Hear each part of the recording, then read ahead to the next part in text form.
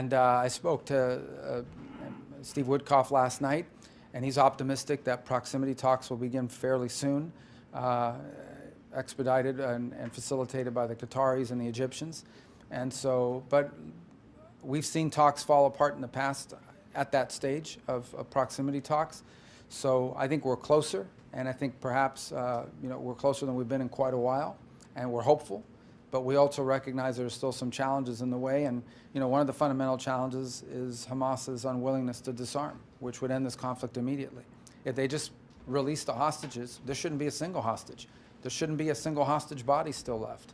If they release that and disarm, this would end. But that said, the Israelis have shown some flexibility here, and so I think we've seen progress made.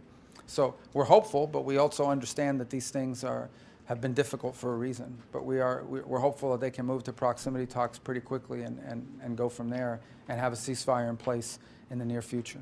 I think the easiest way to end this, that's not what the agreement is, but the easiest way to end this is for all the hostages to be released and for Hamas to disarm. Absent that, the Israelis and Hamas, through the through the mediation of Qatar and Egypt, have reached an understanding on a 60-day ceasefire and some elements of that with regards to humanitarian aid through international agencies resuming and so forth. But now you've got to have talks about how do you implement that, and that's where this has fallen apart in the past. We're hopeful that'll work out. We're doing everything we can